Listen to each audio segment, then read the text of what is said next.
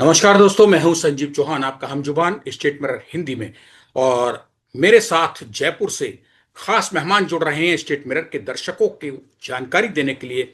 ऐसी यानी कि जो शंघाई सहयोग संगठन की बैठक चल रही है, मोदी जी ने जो कुछ देश के लिए दिया है इस बैठक में, तो Sudhakar ji major general retired Indian army के फौज के जयपुर से जुड़े हैं। सुधाकर जी, हम कुछ बोलें बेहतर है कि ये ऐसी मीटिंग जो है ये क्या गुल खिलाएगी, भारत के लिए कितना लाभकारी है ये बैठक। और फिर मोदी जी बैठे हैं जाके इस बैठक में, वो भी चीन की सरजमी पे, पुतिन यानी कि रूस के साथ में। तो भारत के लिए ये कितना अहम है इस बैठक के बाद जो भी चीजें निकल के सामने आएंगी। संजीव जी, सबसे पहले नमस्कार। और आपको मैं तहे दिल से धन्यवाद देता हूं कि काफ़ी दिनों के बाद आपने फिर से याद किया। आपके एस्टीम्ड और डिस्टिंग्विश चैनल पे इनवाइट किए हो। स्टेट मिरर एक बहुत ही जाना माना प्लेटफॉर्म है। और आपकी जितने भी मैंने ऑपरेशन सिंदूर उसके आसपास आगे पीछे जितने भी वीडियो हुए हैं, हिंदुस्तान से ज़्यादा विदेश में लोग देखे हैं। और आपकी जो नैरेटिव, आपका कंडक्ट करने का जो तरीका है, इसको लोग बहुत तारीफ किए हैं। उच्च उच्च स्तर पे लोग, हिंदी ना समझते हुए भी उन्होंने बहुत तारीफ किया है। तो उस एंगल से मैं आपको बधाई देता हूं। जहां तक आपकी सवाल है, सवाल की जवाब देने से पहले चलिए मैं आपको शॉर्ट एंड सिंपल बता देता हूं कि एससीओ एक रीजनल बॉडी है, एक रीजनल प्लेटफॉर्म है। लेकिन पिछले कोई दिनों से चंदे का विश्व में ऐसा चीजें हरकत हो रहे हैं जिसकी वजह से कुदरती ये एक ग्लोबल स्टेटस को एज्यूम करते हुए काफी ऊंचे प्लेटफॉर्म पे अपने आप चलते जा रहा है। अभी तक एसईओ को लोग पूछते नहीं थे। सो मच सो, मैं कोई चैनल में बैठा था, वेस्टर्न मीडिया के कोई एक बहुत ही इम्पोर्टेंट पर्सनालिटी थे। उनका कहना था कि वेस्टर्न मीडिया का कोई प्रेजेंट नहीं था। लेकिन वेस्टर्न मीडिया का एक अमेरिकन प्लेटफॉर्म एडिटर ने उनका मीडिया के रिप्रेजेंटेटिव कैमरा का स्पेशल वीजा दे के वहां भेजा है आज। क्यों? तो जब सवाल पूछा गया क्यों भेजा आपने, कि नहीं सिर्फ एक व्यक्ति के लिए। तो कौन है वो एक व्यक्ति? कि नरेंद्र मोदी। बहुत बड़ी बात है सर। नरेंद्र मोदी क्या बोल रहे हैं, कैसे बोल रहे हैं, क्या चाल चलन है, इसको कैप्चर करके हम अमेरिका में लोगों को बताना चाहते हैं ये है विश्व का एक लीडर। बहुत बड़ी बात है सर, भारत के लिए, मोदी जी के तो लिए, हम सब के लिए। संक्षिप्त में आपका सवाल का जवाब मैं यही कह देना चाहता हूं कि समय आ नहीं गया है। भारत पहुंच चुका है। भारत उस स्तर पे पहुंच चुका है जहां पे उसकी आवाज ऊंची करने की जरूरत नहीं है। एक पेड़ जब उगती है, चढ़ती बोलते हैं ना, चढ़ती पेड़ उगती चेट पेड़ जो है आवाज नहीं करती है। जो पेड़ गिरती है वो पेड़ काफी आवाज करती है। अटलांटिक के उस तरफ से आवाज काफी जोर हो रहा है। और यहाँ पे इतना आवाज के बावजूद भी हिंदुस्तान चुपचाप चढ़ती जा रही है। मैं इसलिए कह रहा हूं कि ये चढ़ती सीढ़ी में आगे की तरह हम कदम रखते हुए जा रहे हैं, क्योंकि ये यही एससीओ प्लेटफॉर्म है जहां पे हमारे डिफेंस मिनिस्टर साहब ने चंद एक दिन पहले जॉइंट स्टेटमेंट में पहलगांव 22 अप्रैल 2025 का जो कार्नेज हुआ था हमारे टूरिस्ट लोगों के ऊपर, उसको शामिल करने के लिए इनकार कर दिया था। ये वही एससीओ है आज जॉइंट स्टेटमेंट में प्राइम मिनिस्टर साहब हमारे। और वहां पे ये पहलगाम नाम ना लेते हुए भी ट्रांस बॉर्डर टेररिज्म को बिल्कुल कंडेम किया गया है। और सारे देशों को इसमें भी शामिल किया गया है। ये एक शुरुआत है एक क्रांति की, जिसमें पूरा विश्व के हिस्सा लेना निहायत आवश्यक है। क्योंकि टेररिज्म सिर्फ हिंदुस्तान के खिलाफ नहीं है, टेररिज्म पूरा विश्व के खिलाफ है। ये एक देश का स्वाधीनता जो बोलते हैं फ्रीडम फाइटर दूसरे देश का टेररिस्ट नहीं हो सकता है, दूसरे देश का टेररिस्ट और कोई देश का फ्रीडम फाइटर नहीं हो सकता है। हर देश का एक नेशनल इंटरेस्ट होता है। नेशनल इंटरेस्ट के बरखिलाफ जो हथियार उठाता है वो है टेररिस्ट, मेरे विचार के मुताबिक। सर इस आइडियोलॉजी जो हो या बैठक ये जो सर बैठक है, इस बैठक का कितना असर पॉजिटिव सकारात्मक भारत पे पड़ेगा, कितना सकारात्मक चीन पे पड़ेगा, और कितना नकारात्मक अमेरिका पे पड़ेगा? इस ये जो चीन के बंदरगाह शहर तियानजिन में जो शंघाई सहयोग संगठन यानी कि एससीओ की मीटिंग चल रही है, सवाल है सर, चीन पे कितना सकारात्मक पड़ेगा भारत के रिश्तों के साथ, भारत को कितना सकारात्मक होगा, और जो अमेरिका इस टाइम टैरिफ के लोग के 50% बदनाम हो रहा है, पूरी दुनिया में अपने देश में बदनाम हो रहा है भारत पे लगा के 50% टैरिफ, उस अमेरिका की क्या हालत होगी? बहुत अच्छा सवाल आपने पूछा है। जो जो देशों का नाम लिए हैं, हर देश के ऊपर क्या असर पड़ेगा, सकारात्मक और नकारात्मक, मैं जरूर बताऊंगा। लेकिन एक देश का नाम आपने जो नहीं लिया है वो सबसे पा, केंद्र बिंदु है। पाकिस्तान पे बात करेंगे सर, है दिमाग में, लेकिन पाकिस्तान को तब बात करेंगे जब अमेरिका ने निपटा। पाकिस्तान का जो प्राइम मिनिस्टर हैं शहबाज शरीफ, वो तो वहां मुंह लटकाए बैठे हैं, मोदी जी के साथ पिक्चर्स भी खिंच रही हैं, तो कैमरामैन उनको कोई फॉलो नहीं कर रहा है, प्राइम मिनिस्टर ऑफ पाकिस्तान को। पाकिस्तान का आज के दिन में अगर कोई टारगेट है वो है पाकिस्तान। पाकिस्तान के अंदर कोई अगर टारगेट है वो है पाकिस्तान की लीडरशिप। पाकिस्तान लीडरशिप के जो मान्यता रखते हैं, टेररिज्म को प्रमोट करते हैं और आईएसआई का मदद लेते हुए, वो है Pakistan chief of the army staff. Pakistan chief of the army staff वो चीफ नहीं रह सकते हैं जब तक उनकी प्रधानमंत्री साहब की सपोर्ट ना हो। चाहे म्यूचुअली एक दूसरे को सपोर्ट कर रहा हो कोई बात नहीं, लेकिन उनका स्ट्रक्चर और उनका लेवल इस तरह होता है, जब तक हम पूरा ये जो कैंसर का जड़ को हम जब तक नहीं निपटेंगे तब तक आप इसकी विक्टिम बनते जाओगे। लेकिन सर अब सो तक जो इसलिए मीटिंग हो चुकी है, अब तक जो शंघाई समिट जो ये हो चुका है, शंघाई सहयोग संगठन की जहां तक बात आ गई, चीन निकल के सब आ गई हैं, इसमें सर भारत चीन की स्थिति क्या होगी अमेरिका के सामने? सबसे पहले भारत चीन का जो भी आज ये एक जियोपॉलिटिक्स का मोड है ये, और कोई भी जियोपॉलिटिक्स का मोड होता है वो परमानेंट नहीं होता है, क्योंकि ये वही माहौल पैदा होते जा रहा है जो फर्स्ट वर्ल्ड वॉर और सेकेंड वर्ल्ड वॉर में होता था।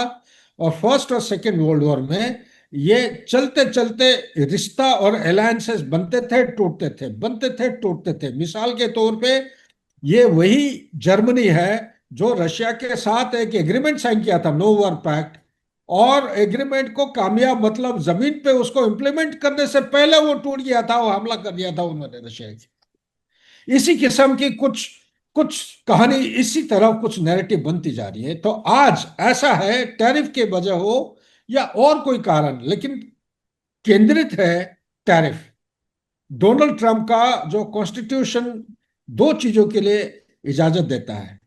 सबसे पहला है इमरजेंसी पावर। जब आप एक्सरसाइज करते हैं, इमरजेंसी पावर को एक्सरसाइज करते हुए, ट्रेड इम्बैलेंस को मद्देनजर रखते हुए, चंद एक चीजें वो हाई परसेंटेज, एक्सट्रीम परसेंटेज को टैरिफ इंपोज कर सकते हैं, लेकिन उसके लिए कांग्रेशनल सपोर्ट चाहिए, अप्रूवल चाहिए। वो 1977 का एक ट्रेड एक्ट है, उनका कॉन्स्टिट्यूशन देता है ये। दूसरा जो है, जो प्रेसिडेंशियल पावर है, वो 1974 का एक्ट है, वो कहता है president without going to Congress ये अपने लेवल पे 15% 150 दिन तक लागू कर सकते हैं टैरिफ। इन्होंने जो क्लॉज, उनकी जो मार्जिन, उनके मार्जिन के अंदर जो अप्लाई करना चाहिए उसको ना करके उसके ऊंचे लेवल पे चले गए हैं और टेक फॉर ग्रांटेड कर दिए हैं कि सर कांग्रेस की जुलाई। शंघाई सहयोग, सर मेरा सवाल है, शंघाई सहयोग संगठन में जो चीजें निकल के आ रही हैं उससे अमेरिका पे क्या फर्क पड़ेगा, सवाल मेरा ये है। यही उसी का जवाब देने के लिए मैं थोड़ा सा व्याख्या कर रहा था ये चीज। इसी की वजह से उन्होंने एक देश नहीं, दो नहीं, 60 देश से ज्यादा, चाइना शामिल है इसमें, रशिया के ऊपर तो कोई सारे सैंक्शन है, 16,000 की ज्यादा सैंक्शन है। इसके वजह से उन्होंने तीनों देशों को इकट्ठा ले आया है। और ये 7 साल के बाद, 7 साल के बाद जितने नुमाइंदे मेंबर हैं सब फिजिकली आके प्रेजेंट है समिट लेवल मीटिंग में। हर देश का जो मुखिया है वो आके बैठे हैं उधर। इससे पहले हमारे देश में था, नरेंद्र मोदी कोई कारण सबको मालूम है, उसको वर्चुअल कराए थे। उससे पहले साउथ अफ्रीका में था, उसमें प्यूटिन साहब आ नहीं पाए थे क्योंकि वो आईसीसी का सिग्नेटरी है, वहां जाते अरेस्ट होके चले जाते। इसी तरह उससे पहले और कहीं था। तो ये लगातार कोई सालों से समिट लेवल मीटिंग फिजिकली नहीं हुआ है, आइदर वर्चुअली हुआ है या ना के बराबर हुआ। ये काफी सालों के बाद पहली बार हो रहा है। लेकिन इसको आपको ध्यान रखना पड़ेगा, टैरिफ का कहानी अलग है, ये अलग एक वर्टिकल है। आप हिंदुस्तान और चाइना के बीच में आपने पूछा है, हिंदुस्तान और चाइना का वो हमें ले जाता है पीछे 15 जून 2020 को गलवान इंसिडेंट। गलवान के बाद जो स्टैंड अप हुई है ईस्टर्न लद्दाख के तरफ, चाइना के तरफ आज के दिन में 50,000 से ज्यादा और हमारे तरफ उसकी बराबर है। इसी तरह ईस्टर्न इंडिया की तरह सिक्किम और पूर्व की तरह देखते हैं, उनके तरफ 90,000 से ज्यादा, हमारे तरफ भी तकरीबन बराबर है। ये ट्रूप्स आज के दिन में मौजूद हैं। 21 अक्टूबर 2024 को जो फॉरेन सेक्रेटरी साहब ने बयान दिया था कि समझौता हो गया है देप्सांग और डेमचोक से, उन्होंने डिसएंगेज हो गए हैं, हो सकते हैं चले गए हैं उस जगह से। लेकिन इसका मतलब ये नहीं कि ये जो प्री अप्रैल अप्रैल 2020 से पहले जो उनका प्रोफाइल था, उस स्थिति पीस स्टेशन में नहीं गए हैं। अभी भी वो लाइन ऑफ एक्चुअल कंट्रोल पे मौजूद है। इसीलिए ये कहना कठिन होगा कि पीस हो चुका है। नहीं, मैं कभी नहीं कहूंगा कि पीस हो चुका है जब तक कि अपना पीस टाइम लोकेशन में, चाहे 4,000 किलोमीटर या 2,000 किलोमीटर हो, जब तक ये वापस नहीं जाते हैं। और जो हमारे प्रोटोकॉल साइन हुए हैं 1993, 96, 2005, 2012, 2013 के मुताबिक 5 प्रोटोकॉल हैं। 5 प्रोटोकॉल के मुताबिक वो दे रखा है कि 3,488 किलोमीटर के लंबाई के बॉर्डर के साथ उनके तरफ से कितना ट्रूप्स होना चाहिए, हमारे तरफ से कितना होना चाहिए। जो नई चीज अभी उभर के आया है वो है टाइम डिफरेंशियल। जो डिस्टेंस को वो 1 घंटे में कवर करते हैं, हम उसको 7 दिन में कवर करते हैं। क्या सर आप ये तो कहना ये चाहते हैं कि इस टाइम जो चीन के बंदरगाह शहर तियानजिन में जो शंघाई सहयोग संगठन की बैठक चल रही है, उससे भारत और चीन के बीच रिश्ते जमीन पे आके बहुत सकारात्मक हो जाएंगे? इसको आप शक की नजर से देख रहे हैं? नहीं हो सकता है ऐसा जल्दी? खुश होने की जरूरत नहीं है भारत को, आप ये कहना चाहते हैं? ओके, मेरे को पहले ये आंसर देने दीजिए। मैं आज के दिन में ये भी कहना चाहता हूं कि बहुत सकारात्मक तरीके से चुपचाप हिंदुस्तान और चाइना दोनों मिलके, दोनों देशों ने ये सिद्धांत किया है कि जो हमारा बॉर्डर का मैनेजमेंट इस तरफ होना चाहिए ताकि दूसरा गलवान ना हो। ये एक बहुत बड़ा एक पहलू है। दोनों देश अगर एक प्रॉब्लम को साथ में मिलके, अगर प्रॉब्लम को प्रॉब्लम तरफ पहचाने हैं, उसके इलाज निकालने की कोशिश किए हैं, ये बहुत बड़ी चीज है ये। और उसको प्रिवेंट करने के लिए, रोकथाम के लिए कुछ कदम उठाया गया है। वो कदम मैं इतना कम समय में बता नहीं पाऊंगा, अलग से आप करेंगे तो मैं बताऊंगा क्या कदम उठाए हैं। कदम ये है मोटा मोटा, इसका अलग अलग लेवल होते हैं। एक मिलिट्री लेवल होता है, एक डिप्लोमेटिक लेवल होता है, एक पॉलिटिकल लेवल होता है। हर लेवल पे एक टाइम बाउंड स्टिपुलेशन है। जो लाइन ऑफ एक्चुअल कंट्रोल, जहां तक वो बॉर्डर समझते हैं, जहां तक हम बॉर्डर समझते हैं, अगर कोई कंस्ट्रक्शन एक्टिविटी होता है तो वो कंस्ट्रक्शन एक्टिविटी से पहले, कुछ समय पहले उनको इतला करना पड़ेगा। वो इन्फॉर्म करने के बाद हम कंस्ट्रक्शन करेंगे। अगर अनजान में हो या जानबूझ के हो, हमारे नॉलेज के बिना कोई अगर होता है, पॉइंट ऑफ डिस्प्यूट राइज होता है, वो पहले military level, core commander level, उसके बाद डिप्लोमेटिक लेवल, उसके बाद जाएगा वो कहाँ, पॉलिटिकल लेवल। पॉलिटिकल लेवल हर मसले को 7 दिन के अंदर या कुछ दिया हुआ स्टिपुलेटेड टाइम में, उनको ये अनिवार्य है कि किसी भी तरह उसको सुलझा के मामला को निपटेंगे। ये बहुत बड़ा एक कदम है। इसी के साथ एक पार्टी और तैयार किया गया है जिसको बोलते हैं कि working mechanism for consultation and coordination. ये वो उस काम के लिए एक एक उनको दायित्व दिया गया है कि बॉर्डर को पूरा सुलझाने के लिए एक डिलिमिटेशन एक्सरसाइज, बॉर्डर को सुलझाने का तरीका है। एक होता है डिलिनेशन, बा उसको बोलते हैं डिलिमिटेशन। इसका मीनिंग है नक्शे के ऊपर लाइन खींचा जाता है कि लाइन कहां से लेकर कहां तक खींचा जाएगा, बॉर्डर किसका होगा। उसी नक्शे के माध्यम से ग्राउंड में हम जाते हैं, अगला स्टेप उसको बोलते हैं डिमार्केशन। ये जो यूज हुआ है डिलिमिटेशन और डिमार्केशन, ये बहुत एक सकारात्मक एक प्रोग्रेसिव माइलस्टोन है। जिन देशों के साथ ये बहुत मुठभेड़ हुआ है, बहुत तर्क वितर्क हुए हैं, बहुत ही आपका डिस्प्यूटेड रहा है इलाका, उस इलाके में इस किस्म की एक एग्रीमेंट अभी तक पब्लिक हुआ नहीं, मेरे ख्याल से ये बातें लिखा नहीं है उन्होंने। तो ये चीजें जब तक आते आते आपको शायद टाइम लग जाएगा, कोई एक आधा लीडिंग न्यूज़पेपर में शायद आने लगा है ये। जब तक लोगों को समझ में नहीं आएगा क्या चीज है, ये बहुत बड़ा एक माइलस्टोन है। सरकार को मैं बधाई देना चाहता हूं, जो इसके साथ काम कर रहे हैं सबको मैं शाबाशी देना चाहता हूं। मुझे मालूम है, मुझे समझ में आता है, क्योंकि मैं डील किया हूं, मैं यूनिफॉर्म में था, मैं पूरा नॉर्दर्न बॉर्डर के साथ में खुद काम किया हूं। मुझे मालूम है चाइनीज के साथ डील करना, इसको संभलना, और कैसे आगे की तरह एक चढ़ती सीढ़ी की तरह आगे की तरफ बढ़ना है, ये मसले को हल करना है। तब जाके भारत और चीन के बीच में आपका एक एंड्योरिंग पीस आने का संभावना हो सकता है। तब तक, मोद तब तक मैं कहूंगा, आप ट्रस्ट के जो सवाल पूछ रहे हैं, फूक फूक के कदम रखिएगा। ये एक ऐसा देश है, ये डोनाल्ड ट्रंप की तरह भी है, ट्रांजैक्शनल, सुबह कुछ, दोपहर को कुछ, शाम को कुछ। जब तक खुद हमारे ट्रुप्स वेरीफाई नहीं करते हैं, जब तक अपने डिप्लोमैट्स, पॉलिटिकल लीडरशिप जब तक उसको वेरीफाई नहीं करते हैं, तब तक कागज के ऊपर साइन मत करिएगा। ये आप भारत में और परिप्रेक्ष्य में कह रहे हैं।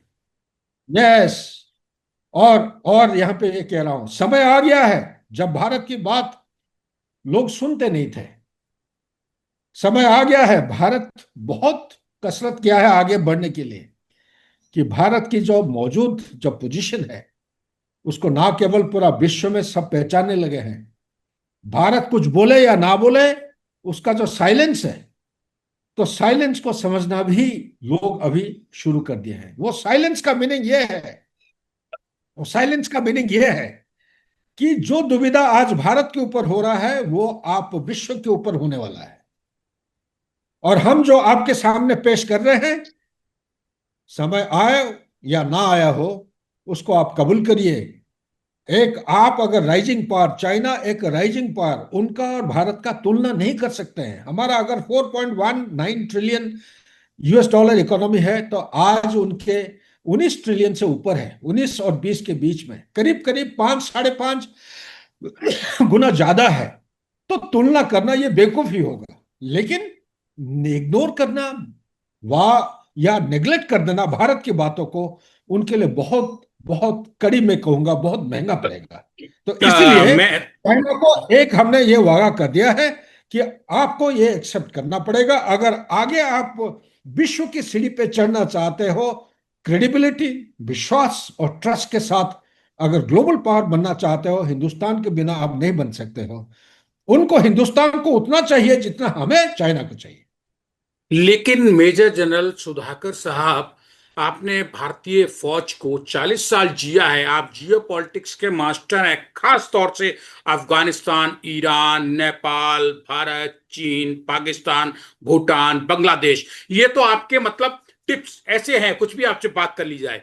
इन हालातों में मैं ये जानना चाहता हूं, भारत के पूर्व मेजर जनरल, इंडियन आर्मी के रिटायर्ड और जियो पॉलिटिक्स के मास्टर, कि चीन ना विश्वास के लायक था, ना है, ना होगा। सवाल यह पैदा होता है, क्या चीन भारत के साथ तब भी गद्दारी कर सकता है, पीठ में छुरा भोंक सकता है, जब रूस यानी कि पुतिन भी इस वक्त चीन के बंदरगाह शहर तियानजिन में चल रही शंघाई सहयोग संगठन में रूस के राष्ट्रपति खुद वहां बैठे हो पुतिन, क्या चीन की इतनी हिम्मत है तब भी वो कुछ गलत वायदा कर देगा भारत को लेके, भारत के साथ रूस की मौजूदगी में? वातावरण को मद्देनजर रखते हुए मैं आपके सवाल का जवाब में ये कहूंगा, यह असंभव है। लेकिन एक पुराना सैनिक होने के नाते, अगर हम गार्ड को नीचे ले आते हैं, लोअर कर देते हैं, तो ये एक असैनिक विचार होगा। तो इसीलिए सैनिकता को उसी को कहा जाता है जो ना होने वाला चीज को भी आप अंदाज रख के अपना तलवार को तैयार रखिए। जिस दिन आप तलवार को नीचे कर देते हैं, उस दिन मान के चलिए आप सैनिक नहीं रहे। तो इसीलिए आज की वातावरण के मुताबिक चाइना ऐसा नहीं करेगा।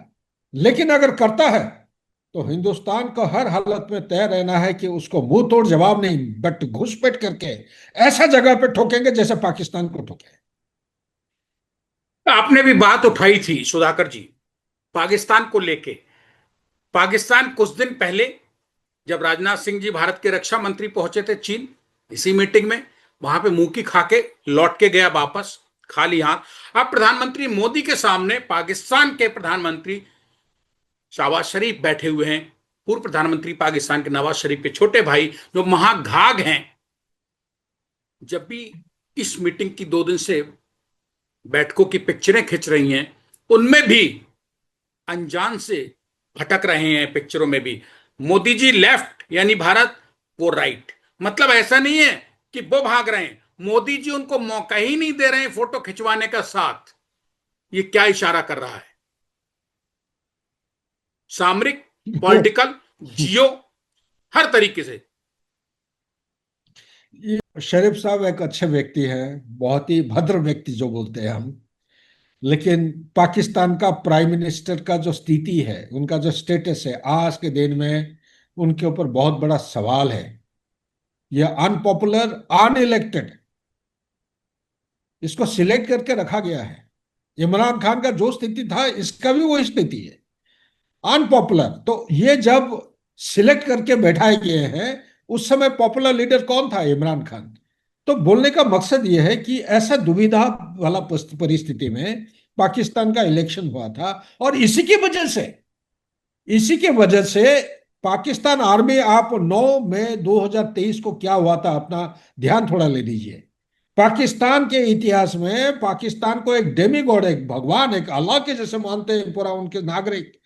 इसके बावजूद भी पाकिस्तान का इंडिपेंडेंट कॉन्स्टिट्यूशन के साथ और उनके इतिहास में पहली बार लाहौर लाहौर कोर कमांडर घर को आग लगाया गया था। एक core commander chief of the army staff से कोई छोटा मोटा जनरल नहीं है। और कौन किए थे? ये पाकिस्तान के लोग। हालांकि पीटीआई के थे उनके जो सपोर्ट करने वाले, लेकिन थे तो पाकिस्तान के लोग। तो पाकिस्तान लोगों के अंदर ऐसा एक एक क्या बोलते हैं, एक भयंकर भावना होना आर्मी अथॉरिटी के खिलाफ, इतना सीनियर लीडर के खिलाफ, यह बहुत कुछ जाहिर करता है कि जो सपना, जो अंदाज के साथ आर्मी को वो इज्जत करते थे, वो अभी रहा नहीं। उसी चीज को वापस रेस्टोर स्टेटस को एंटी करने के लिए यह पहलगाम प्लान किया गया था। और पहलगाम होने के बाद जब ऑपरेशन सिंदूर हुआ, उनको पता था ऑपरेशन सिंदूर होगा। ऑपरेशन सिंदूर जब हुआ, तो वो सारे जो पाकिस्तान टूटने वाला था ऐसा परिस्थिति में, उसको एकजुट करने के लिए, उसको गैल्वेनाइज करने के लिए ये एक अपनाए थे पॉलिसी बाय ऑप्शन।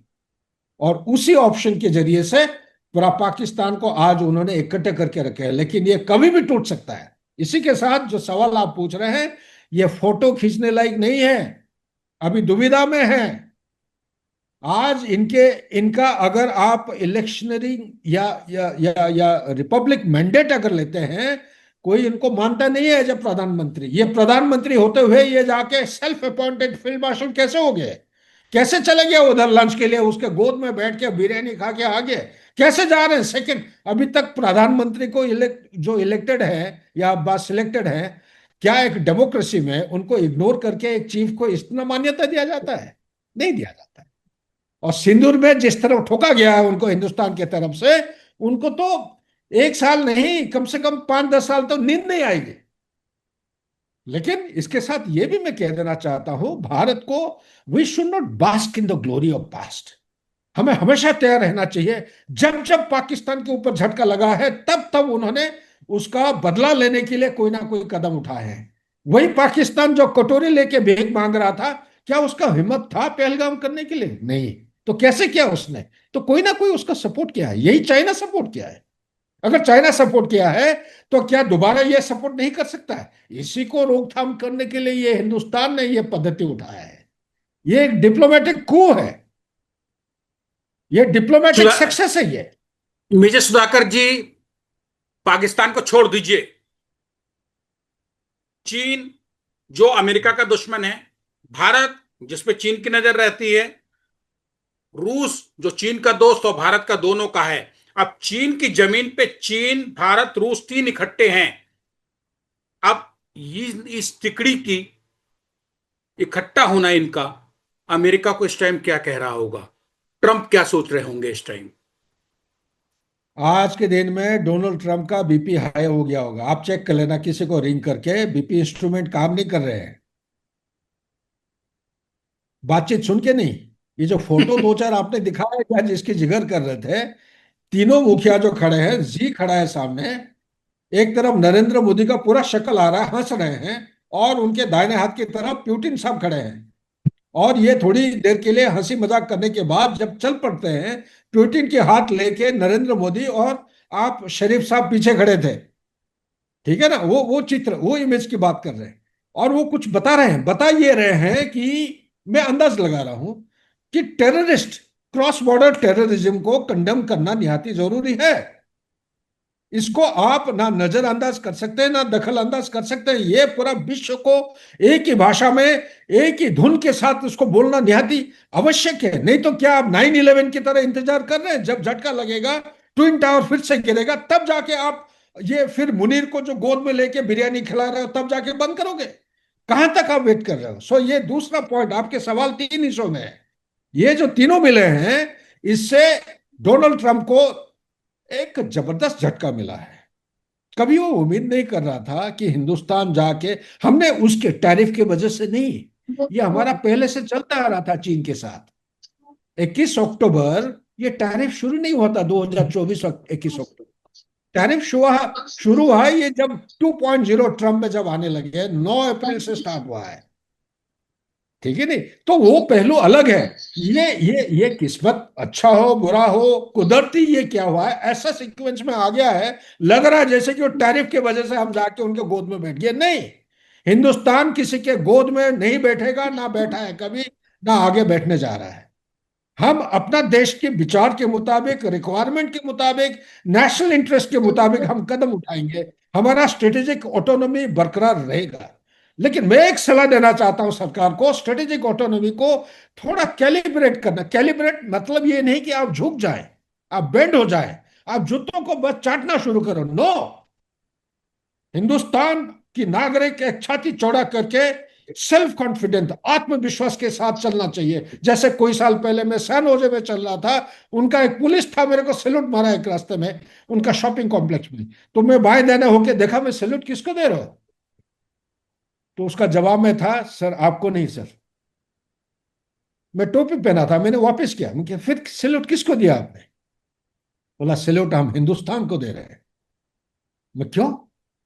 कि सर आपकी चाल में हिंदुस्तान का खुशबू अलग है, आपका छाती का जो सेल्फ कॉन्फिडेंस चौड़ाई है, इसमें आत्मविश्वास की जो पहचान है, ये अलग है। ये 3 साल पहले की बात है, मैं अपना बेटे से मिलने गया था। मैं कह रहा हूं कैलिफोर्निया का सर ये पुलिस, कौन, ये सर कौन और कहाँ बोला था, थोड़ा ये फिर से एक बार बताएं दर्शकों को, स्टेट पर ये हिंदी के। सैन होजे एक जगह है जहां पे मैं गया था, एक शॉपिंग मॉल में अपने फैमिली के साथ। बच्चे आगे चल रहे थे, पीछे से मैं चल रहा था। एक पुलिसमैन कैलिफोर्निया का खड़ा था, वो सैल्यूट मारा। तो मैं सोचा कोई उसका ऑफिसर होगा, किसी को कर रहा होगा। तो बाएं दाएं देखा, कोई खड़ा ही नहीं है। कह रही है मेरे को, आप मेरे को क्यों सैल्यूट कर रहे हो? सैल्यूट का जवाब सैल्यूट से देते हैं, मैं भी सैल्यूट दे दिया। सो उनको पूछा कि if you don't mind can you tell me as to why, who have you saluted? तो उसका जवाब में आया कि I have not saluted you, I have saluted India. Saluted India? मेरे को समझ में नहीं आया। बोल रहा saluted India through you, your self confidence. India is not only a country, it is a leading nation, it is a global power. मतलब इस किस्म की बातें करने लगे। मैं कह रही यार ये कुछ तो गड़बड़ है, क्यों ऐसा बोल रहा है? अभी 3 साल के बाद जब मैं सोचता हूं, उसका हर लफ्ज, जो हर लफ्ज में कुछ ना कुछ गहराई था। शायद मुझे उस समय समझ में नहीं आ रहा था, लेकिन आज मैं बता रहा हूं ये हुआ। मेजर जनरल सुधाकर जी, कुल मिला के अब हम कार्यक्रम के अंत की ओर बढ़ रहे हैं, पूर्ण विराम लगाने के लिए इस कार्यक्रम पे। सवाल बस यही निकल के आया हमारी और आपकी बातचीत का। हमारी तो कोई बातचीत ही नहीं, आपने हमें सुनाया है और सच सुनाया है। ठीक है, भारत के पूर्व मेजर जनरल होने के नाते आपने अपना अनुभव शेयर किया। 2 की शंघाई में जो बैठक की हो रही है, शंघाई की संगठन की, सहयोग संगठन की, इस बैठक में पाकिस्तान के प्रधानमंत्री शाहबाज शरीफ का मुंह लटका होना, लावारिसों की तरह इधर उधर मारे मारे घूमना, चीन के राष्ट्रपति पुतिन साहब, रूस के राष्ट्रपति और भारत के प्रधानमंत्री मोदी की तिकड़ी के बीच में इनका अलग अलग मारे मारे घूमना, ये सब सीधा इशारा कर रहा है कि इसी तरीके से मुंह अमेरिकन राष्ट्रपति डोनाल्ड ट्रंप और अमेरिका का भी लटका होगा। हां या ना? हाँ, हाँ के साथ एक पहलू आपको इसमें जोड़ना पड़ेगा। प्यूटिन साहब को किसी भी तरह कोई रास्ता, ये स्टेटमेंट में आ चुका है, कोई रास्ता निकालना पड़ेगा। ये जो लड़ाई चल रही है इसको बंद करने का, उसका रास्ता एक ही है। वो रास्ता, ये जो एक है, सबसे पहला कदम है, जो जहां पे है वहां पे अपना बंदूक को बंद करे, फ्रीज करे। 5-10 किलोमीटर अपने अपने साइड की तरफ पुल बैक करे, विड्रॉ करे। एक अलाइनमेंट, एक लाइन को दोनों देश पहचानना चाहिए, जिसको आप लाइन ऑफ कंट्रोल या और कोई नाम से बोलिए। एक neutral force, non European non American force को लाइए यूएन के नीचे, उनके सुपरविजन के नीचे। आप डायलॉग और डिप्लोमेसी के जरिए से जो नेगोशिएट करना चाहिए उसको करिए, लेकिन ये माइंडलेस कॉन्फ्लिक्ट को जल्दी से जल्दी बंद करिए। लेकिन एक एक पाबंदी है, वो है ना अमेरिका ना यूरोप यूक्रेन को हथियार देना चाहिए, और यूक्रेन न्यूट्रल स्टेटस में रहेगा, नेटो मेंबर नहीं होना चाहिए। और इसी तरह जो उससे पहले 24 फरवरी 2022 से पहले जिस किस्म की मिसाइल, जहाजों और अलग अलग किस्म के हाथ हथियार पूरा रशिया के चारों तरफ घेर डाले थे, यह बंद करें। नेटो का एक्सपेंशन शुड स्टॉप। एक सिक्योरिटी आर्किटेक्चर जी जी ईस्टर्न जी। यूरोप में इस तरह बना के बरकरार रखना चाहिए, जिससे यह लड़ाई दोबारा ना हो। शुक्रिया शुक्रिया। ये हमारे साथ थे स्टेटमेंट हिंदी के साथ सुधाकर जी, मेजर जनरल भारतीय फौज के रिटायर्ड, जयपुर से, और मैं स्टेटमेंट हिंदी के दर्शकों के साथ नई दिल्ली से। सुधाकर जी बता रहे थे दो टूक कि भारत यानी कि प्रधानमंत्री नरेंद्र मोदी, रूस यानी कि व्लादिमीर पुतिन, और चीन के राष्ट्रपति के साथ की तिकड़ी ने अमेरिका और पाकिस्तान को फिलहाल इस शंघाई संगठन, सहयोग संगठन की बैठक में कहीं का नहीं छोड़ा है।